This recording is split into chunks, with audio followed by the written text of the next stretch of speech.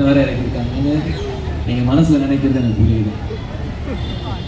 பேரன்பிற்குரிய நன்றி நன்றி. பேரன்பிற்குரிய பெரியவர்களே, தாய்மார்களே, உட்கார்ந்துட்டு நாங்கள் பேசுறதை கேட்குறவங்களா இருக்கட்டும், சாலையில் போயிட்டே கேட்குறவங்களா இருக்கட்டும், இல்லை அங்கங்கே கடையில இருந்து கேட்குறவங்களா இருக்கட்டும், என் பேரன்பிற்குரியவர்களே, இந்த 2026 கேக்குதா? கடைசியில் இருக்கவங்களுக்கு கேக்குதா? கேக்குது. 2026 மே மாசம் எப்பயுமே கொஞ்சம் சூடா இருக்கும். தேர்தல் வேலை வருது. ஸோ இன்னும் சூடு ஓவரா இருக்கு இல்லைங்களா? தேர்தல் காலம் சூடு பிடிக்க ஆரம்பிக்கிறது. இன்னும் ஒரே வாரம், 7 நாள் தமிழ்நாட்டை அடுத்த 5 ஆண்டுகள் யாரின் கைகளிலே தரப்போகிறோம் என்கிற தலையெழுத்தை யார் எழுத போறா?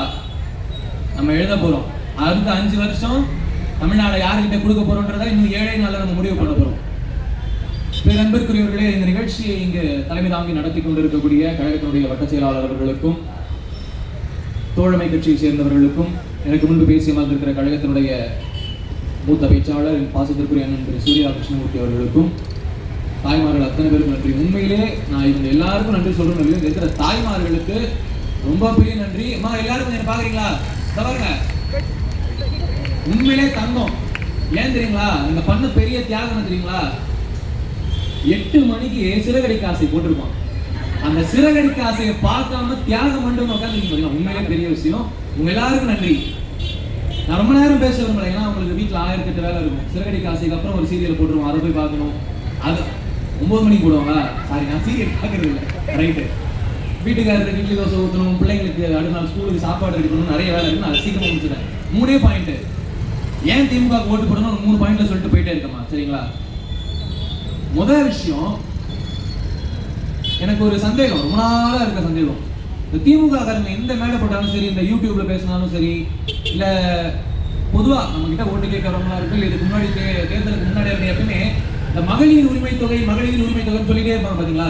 மகளிர் உரிமை தொகை என்னமா? மாசம் மாசம் எவ்வளவு வருது? கேட்கல? இப்படின்னா 1000 ரூபாய். கரெக்டா? எனக்கு ஒரு சந்தேகம் கேட்கட்டா? இந்த சந்தேகத்தை வந்து எங்க பாட்டி என்கிட்ட கேட்டாங்க, நான் உங்ககிட்ட கேட்கிறேன். ஒரு மாசத்துக்கு 1000 ரூபாய் அப்படின்றது அவ்வளோ பெரிய காசா? கம்மி தானே? ஏன் 1000 ரூபாய் நம்மளால சம்பாதிச்சுக்க முடியாதா? 1000 ரூபாய் ஒரு காலத்துல தங்க வாங்க முடியுமா?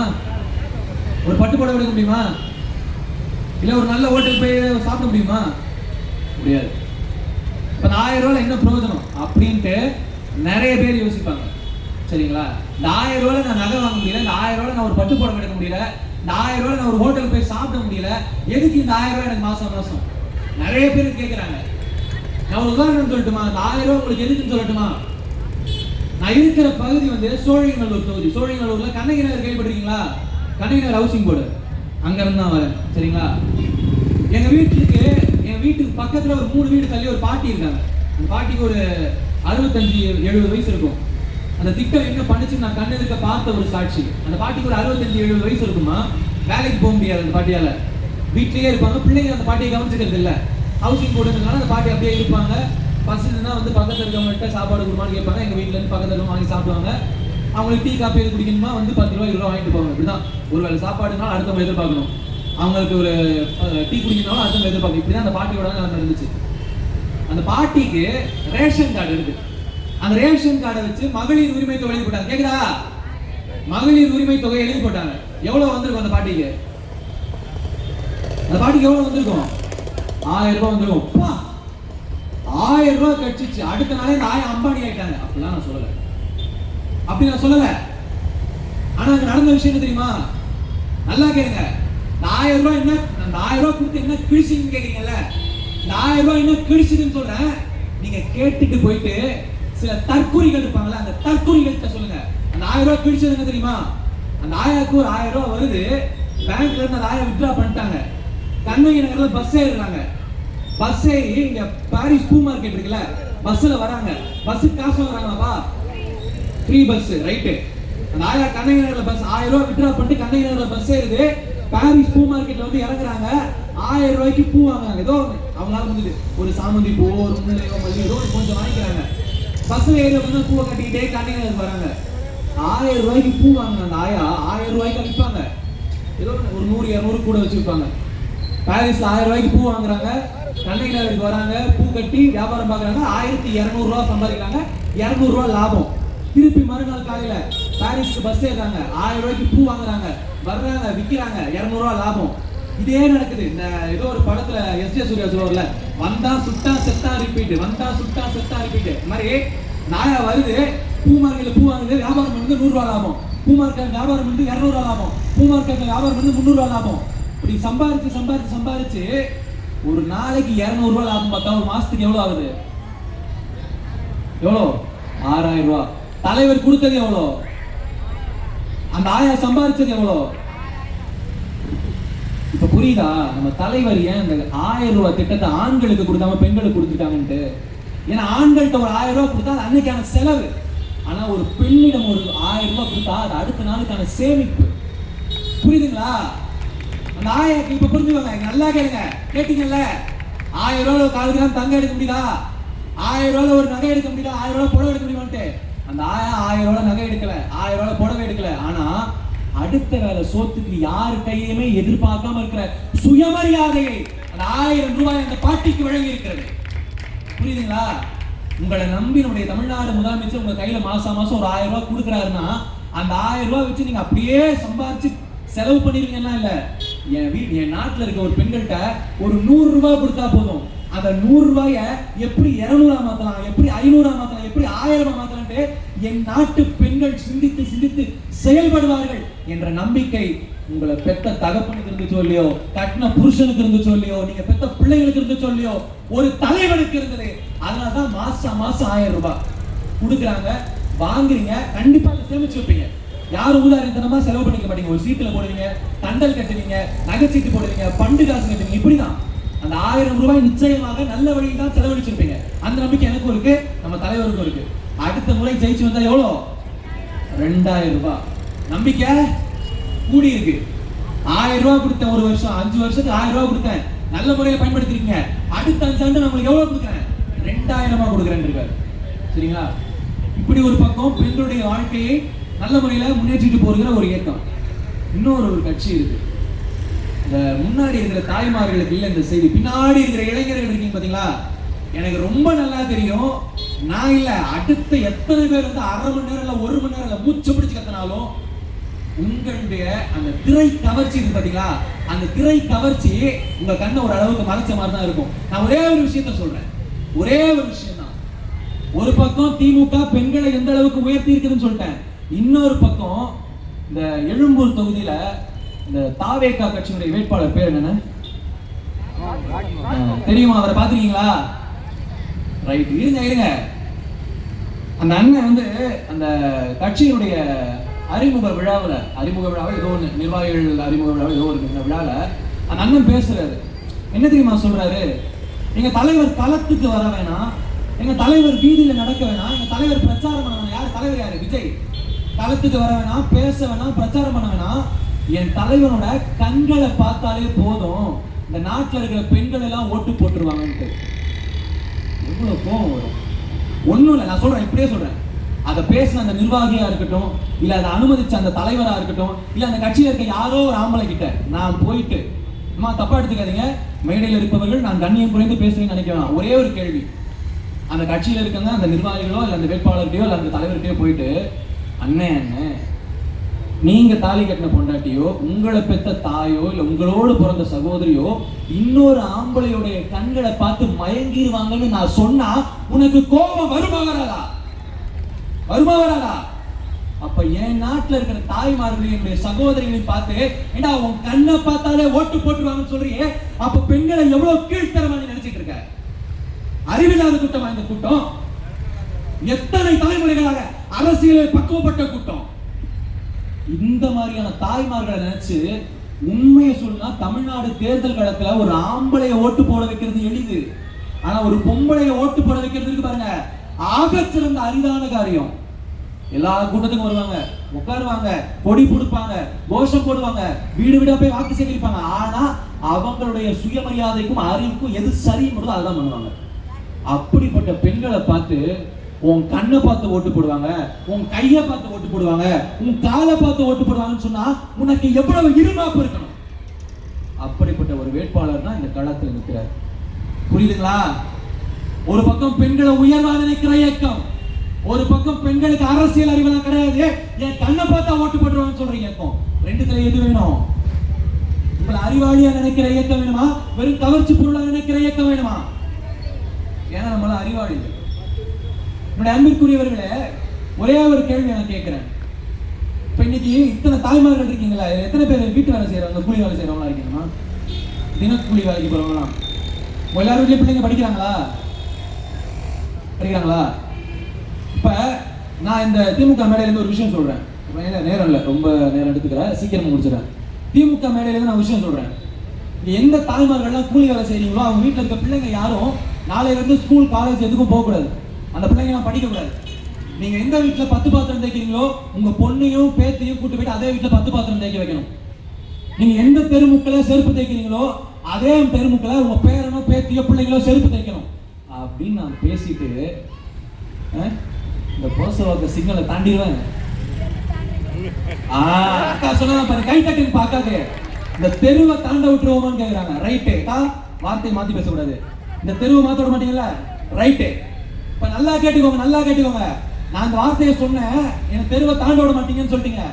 ஆனா இதே வார்த்தைய, இதே செயலை ஒரு திட்டமா அறிவிச்சிருக்காங்க. அது தெரியுமா உங்களுக்கு? எத்தனை பேருக்கு தெரியும்?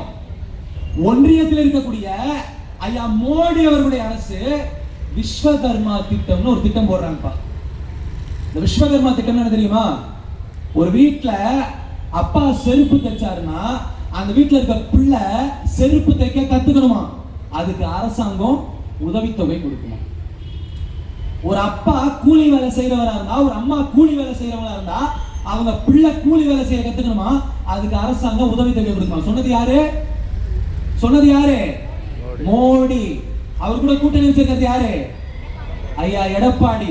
அந்த எடப்பாடி அவர்கள் நிறுத்தப்பட்டிருக்கிற வேட்பாளர் யாரு? ரைட்டு. கொஞ்ச நேரத்துக்கு முன்னாடி உங்க பிள்ளைங்க எல்லாம் செருப்பு தைக்க அனுப்புங்கன்னு சொன்னது என்னக்கா சொன்னீங்க? தெருவுக்குள்ள. ஆனா இந்த வார்த்தையை சொன்னது நான் இல்ல, ஐயா மோடி அவர்களும் அவர் கூட கூட்டணியில் இருக்கிற ஐயா எடப்பாடி அவர்கள் அதை ஏற்றுக்கொண்டிருக்கிறார். அவரால் நிறுத்தப்பட்டிருக்கிற வேட்பாளரால் அதை மறுக்க முடியவில்லை. தெருவை தாண்ட விடுறீங்கன்னு பார்க்கலாமா? Right, right. ஒரு பக்கம் இப்படி ஒரு ஆட்சி, ஆனா இன்னொரு பக்கம் யோசிச்சு பாருங்க.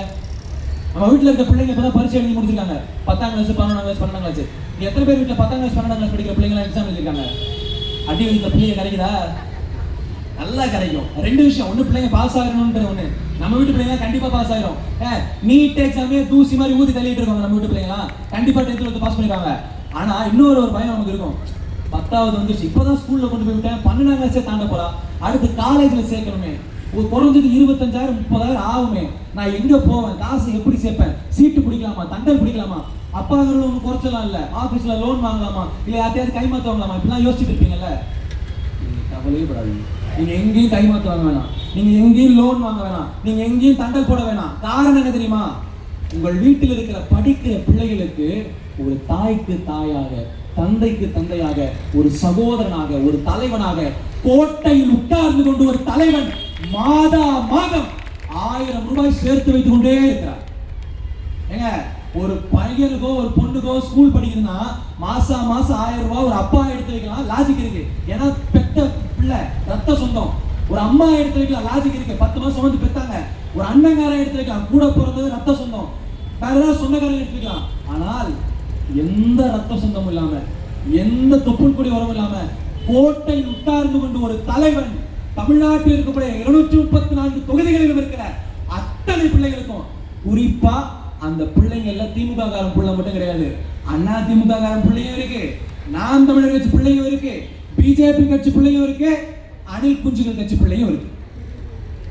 எவன் கட்சி பிள்ளையா இருந்தாலும் படிக்கிற பிள்ளையா, நீ படிக்கிறியா, இந்தா உன் பேர்ல மாசம் 1000 ரூபாய் நான் கட்டுறேன்ட்டு கோட்டையில உட்கார்ந்து கடைசியில இருக்கிற பிள்ளைங்களே, படிக்கிற பிள்ளைங்களை சொல்றேன், உங்கள் பெயரிலே உங்கள் தாய் சேர்த்து வைக்கிறாளோ இல்லையோ, உங்கள் தந்தை சேர்த்து வைக்கிறாளோ இல்லையோ, உங்க ஒவ்வொருத்தர் பேரையும் கோட்டையில் உட்கார்ந்து கொண்டு முத்துவேல் கருணாநிதி ஸ்டாலின் சேர்த்து வைத்துக் கொண்டிருக்கிறார். அதனால நான் கெட்டா சொல்றேன், திமுக ஓட்டு போடுங்க. புரியுதுங்களா? ஒரு பக்கம் உங்களை செருப்பு தைக்க வைக்கிறதுக்கு ஒரு கூட்டம் அலையுது, இன்னொரு பக்கம் நான் உனக்கு பஸ் இலவசமா தரேன், படிப்பை இலவசமா தரேன், காலை மதியம் 2 வேளை சாப்பாடு இலவசமா தரேன், சீருடை இலவசமா தரேன், எல்லாம் போக மாசம் 1000 ரூபாய் இலவசமா தரேன். தங்கம் எப்படியாச்சும் படிச்சு பாஸ் பண்ணிடலான்ட்டு உங்களை படிக்க வைக்கிற இயக்கம் ஒரு பக்கம், உங்களை செருப்பு தைக்க வைக்கிற இயக்க பக்கம். படிக்க போறீங்களா செருப்பு தைக்க போறீங்களா? படிக்க போறீங்க. படிக்கணும்னா நீங்க ஓட்டு போட வேண்டிய இயக்கம் இது. எந்த சின்னம்? செருப்பு தைக்கணும்னு ஆசைப்பட்டீங்கன்னா எந்த சின்னத்துக்கு வேணா போட்டுக்கோங்க. ஆனா உங்க பிள்ளைங்க படிக்கணும்னு ஆசைப்பட்டீங்கன்னா போட வேண்டிய ஒரே சின்னம் உதயசூரியன். பேரன்பிற்குரியவர்களே, 2 விஷயத்தை தான் சொல்லியிருக்கேன். இதுல இருந்தே உங்களுக்கு ஓரளவு தெளிவு வந்துருச்சா?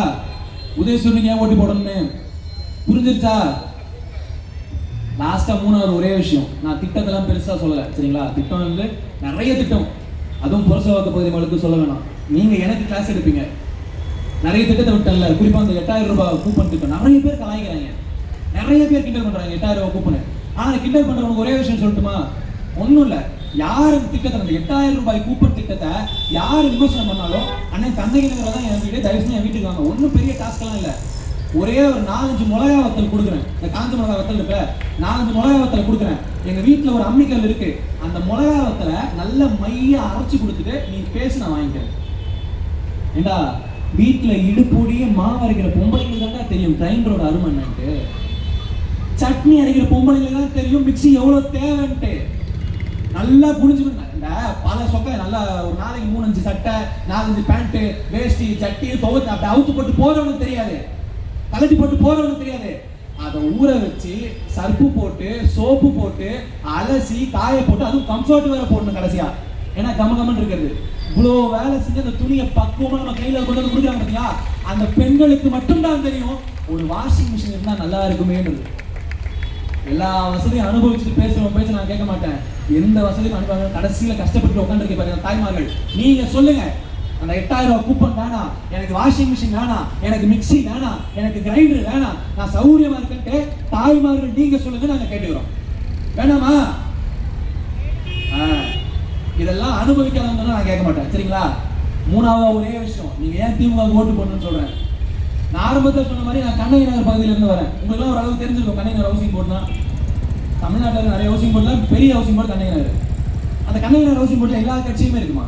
திமுக இருக்கு, அண்ணா திமுக இருக்கு, பாஜக, காங்கிரஸ், எல்லா கட்சிக்காரங்களுமே பொதுவாகவே இருக்காங்க. ஆனால் எந்த கட்சியாக இருந்தாலும் அந்த ஹவுசிங் போர்டில் இருக்கிற எங்கள் ஜனங்களை ஒரு குறிப்பிட்ட விஷயத்துக்கு மட்டும் தான் பயன்படுத்துவாங்க. எதுக்கு தெரியுமா? இந்த மாதிரி என்ன கட்சி கூட்டம் நடக்குதுன்னா லைட்டு கட்டுறதுக்கு, மைக்கு போடுறதுக்கு, போஸ்டர் ஓட்டுறதுக்கு, வாழ்க வாழ்கன்னு கை தட்டுறதுக்கு, இதுக்கெல்லாம் மட்டும்தான் பயன்படுத்துவாங்க. நான் உண்மையிலேயே நெஞ்சம் நெகிழ்ந்து ஒரு மாதிரி பூரிச்சு போய் சொல்றேன், வாழ்க்கையில் கும்பலோட கும்பலா நின்று கை தட்டி மட்டுமே பழக்கப்பட்ட கண்ணகி நகர் பகுதியிலிருந்து ஒருவனை மேலே எழுப்பி முதன்முதலாக கைத்தட்டு வாங்க வைத்த இயக்கம் திமுக. வாழ்க்கையில போஸ்ட் ஒட்டி மட்டுமே பழக்கப்பட்ட ஒரு கும்பல்ல இருந்து வந்தவன இன்னைக்கு தெரு தெருவா என் முகத்தை போஸ்ட் போட்டு ஒட்டி இருக்கிறது திமுக. வாழ்க்கை முழுக்க லைட்டு கட்டி மட்டுமே பழக்கப்பட்ட ஒரு கூட்டத்தை சேர்ந்தவன இன்னைக்கு இவ்வளவு வெளிச்சத்துக்கு முன்னாடி உங்களோட அத்தனை பேர் என் முகத்தை பார்த்துனா அதுக்கு ஒரே காரணம் திமுக. நான் மேல வந்துட்டேன்றதுனால சொல்லல. இங்க யாரும் அம்பானி கிடையாதுல்ல. அம்பானி யாராவது சேர்ல உட்காந்துருக்கீங்களா? இல்ல, எல்லாருமே middle class, lower middle class தான். நமக்குலாம் பெருசா எந்த பின்புலமும் கிடையாது. நம்ம அப்பா அம்மா சொத்து சேர்த்து வைக்கல, ஏதோ நம்மளால முடிஞ்சதே பிள்ளைங்களுக்கு படிப்பை கொடுக்குறோம். ஏன் தெரியுமா திமுக இருக்கணும்? இன்னைக்கு நான் மேலே ஏஞ்சி வந்து நிக்கிற மாதிரி இன்னும் 5 வருஷம் கழிச்சு, இன்னும் 10 வருஷம் கழிச்சு உங்க வீட்டு பிள்ளைங்களும் உங்க வீட்டு பொண்ணும் எந்த விதமான அடையாளம் இல்லாம, சாதி மதம் இனம் மொழின்னு எந்த அடையாளம் இல்லாம படிப்பை மட்டுமே வச்சு மேல ஏறி வரணும்னா அதுக்கு இந்த நாட்டுல கருப்பு சிவப்பு வண்ணம், உதய சூரியன் சின்னம், முத்துவேல் கருணாநிதி ஸ்டாலின் ஆட்சியில இருக்கணும். திராவிட மாடல் 2.0 அமையணும். அமைஞ்சா மட்டும்தான் நம்ம பிள்ளைகளுடைய திறமைக்கு இங்க மதிப்பு இருக்குன்னு சொல்லி உண்மையிலேயே திருப்பி ஒரு வாட்டி அன்புங்க. கரெக்டா முடிச்சேன் 8:45 முடிச்சிட்டேன். 10 நிமிஷம் அடுத்த நண்பர்கள் சொல்லி முடிச்சிருவாங்க. 5 நிமிஷத்துல குட்டுன்னு ஓடினீங்கன்னா 9 மணிக்கு சிறகடிக்க ஆசை டான்னு பார்த்துடலாம். ஆனா அப்ப கூட வீட்டுக்காரர் ரிமோட் எடுத்துறாருன்னா கஷ்டம். அது நான் பொறுப்பு இல்லை, சரிங்களா? ரைட்டு. எனவே இவ்வளவு நேரம் பொறுமையாக அமைதியாக கழகத்தினுடைய செயல் திட்டங்களை கேட்டு, அது பெருசு இல்லை, எது பெருசு? நீங்க கேட்டு போறது பெருசு இல்ல. நீங்க 10 பேர் கேக்குறீங்கன்னா அந்த 10 பேர் 20 பேர் கிட்ட சொல்லணும். உதயசூரியன் எங்க அண்ணன் ஆல்ரெடி சொல்லிட்டாரு, இந்த பரப்புரை நீங்க ஓட்டு போடுறது கேட்கறது இல்ல, எப்படி எக்மோர் திமுக கோட்டை அதை யாராலையும் மாற்ற முடியாது. நான் சொல்றது என்னன்னா, 10 பேர் கேட்கறீங்கன்னா அந்த 20 பேர் கிட்ட சொல்லுங்க. அந்த 20 40 ஆகணும், 40 80 ஆகணும், 80 100 ஆகணும். புரியுதுங்களா? பரப்புங்க. உண்மையிலே நாங்க இல்ல பரப்புரையாளர்கள், நாங்க இல்ல பேச்சாளர்கள். உண்மையான பேச்சாளர்கள் நீங்க தான். நீங்க பேசுங்க, நீங்க பரப்புங்க. நீங்க பேசாம அமைதியா இருக்கிற வரைக்கும் விசில் அடிச்சாங்க, விசில் அடிச்சுக்கிட்டே தான் இருக்கும். நீங்க பேச ஆரம்பிச்சிட்டீங்கன்னா அந்த விசில் அடிச்சாங்க சரிங்களா? எனவே நிறைவாக வருகிற 23ஆம் தேதி தேர்தல் களத்திலே உங்கள் பொன்னான வாக்குகளை உடைய மாண்புமிகு முத்துவேல் கருணாநிதி ஸ்டாலின் அவர்களால் நிறுத்தப்பட்டிருக்கிற வேட்பாளர் அன்பண்ணன் தமிழன் பிரசன்னா அவர்களுக்கு உதயசூரியன் சின்னத்திலே உங்கள் பொன்னான வாக்குகளை அளிக்க வேண்டும் என்று சொல்லி நான் உயிரினும் மேலாக மதிக்கிற என் முத்தமிழ் அறிஞர் ஐயா கலைஞர் அவர்கள் இருக்கிற அந்த திசை நோக்கி வணங்கி திரையிடுகிறேன். நன்றி, வணக்கம். இறுதியாக 78வது வட்டக்கழகத்துடைய துணை செயலாளர் சம்பத் அவர்கள் நன்றி கூறுவார். இந்த மதசார்பற்ற கூட்டணிக்கு வருகை தந்து உரையாற்றிய அனைத்து தோழமை கட்சியினருக்கும் மற்றும் வட்டக்கழகத்தின் நிர்வாகிகளுக்கும் அனைத்து உறுப்பினருக்கும் எங்கள் வட்டக்கழகத்தின் சார்பாக நன்றி நன்றி நன்றி.